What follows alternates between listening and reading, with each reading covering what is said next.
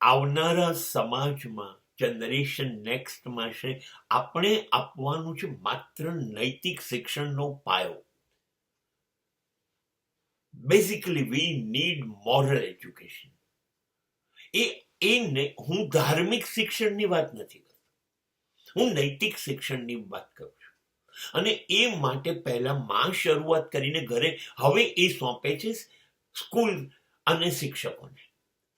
School અને શિક્ષકોએ પુષ્કળ કામ કરવાનું છે.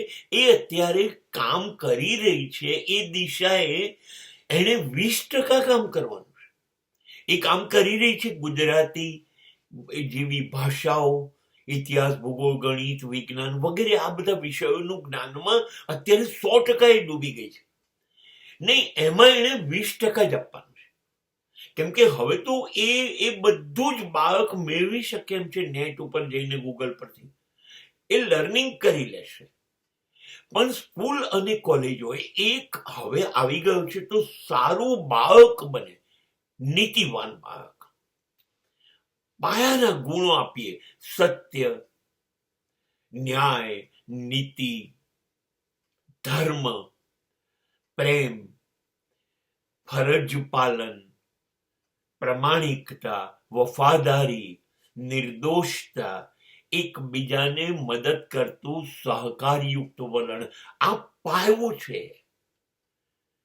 ઇતિહાસ ભૂગોળ વગર જીવ્યા જ હતા ને મીરા, તુલસી, કબીર, બધા ના જીવ્યા?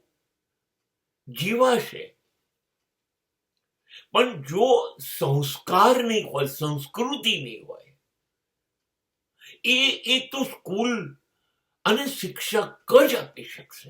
એમાં હું માનું છું 80% આ આપી દો, નૈતિકતા. 20% વિષયોનું જ્ઞાન છે ને એ તો જેમ બાળક ઉંમર વધશે એમ ગમે ત્યાંથી મેળવી લેશે. એને પેટ માટે કમાવાનું છે, એ કમાવાનું શીખી લેશે. આપણે શાળા આ આપવાનું ચૂકી ગઈ છે. અને માટે આ જે નવી પેઢી આવી રહી છે એ એટલી બધી ખતરનાક આવી રહી છે અને હજી વધુ ખતરનાક બનશે. તમે જ વિચાર કરો કે શા માટે જો તમે આ શિક્ષણ આપ્યું હોત તો એના માટે પ્રાર્થના સભામાં હાજર રહેવું જરૂરી હોત. બીજા પીરિયડમાં નહીં. એ ભૂલી જાય છે, એ નથી થઈ શકતું. અને માટે એ પહેલી, બીજી, ત્રીજી કોઈ બી પરીક્ષામાં કાપલી કરી શકે છે, પેપર ફોડવાનું વિચારી શકે છે, બીજા વિદ્યાર્થીમાં જોઈને નકલ કરવાનું કરી શકે છે. આ તો તમારી શાળા અને કોલેજોએ એક ચોર બનાવવાની ફેક્ટરી ઊભી કરી. હવે આજે એ કાપલી કરે છે, આજે એ બાજુમાં જોઈને નકલ કરે છે, કાલે એ વધારે મોટી ચોરી કરશે જ્યારે એ જીવનમાં પ્રવેશે. તો આપણે કરવાનું શું છે? કદાચ થોડુંક ઓછો ભણેલો માણસ હશે તો ચાલશે, શિક્ષિત ઓછો હશે તો ચાલશે.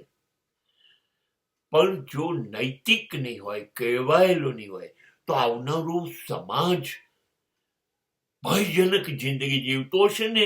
શરૂઆત તો ઓલરેડી થઈ જ ગઈ છે. તો આ કામ શાળા અને કોલેજોએ 80% મોરલ એજ્યુકેશન પર લઈ જવાનું છે અને 20% એજ્યુકેશનલ.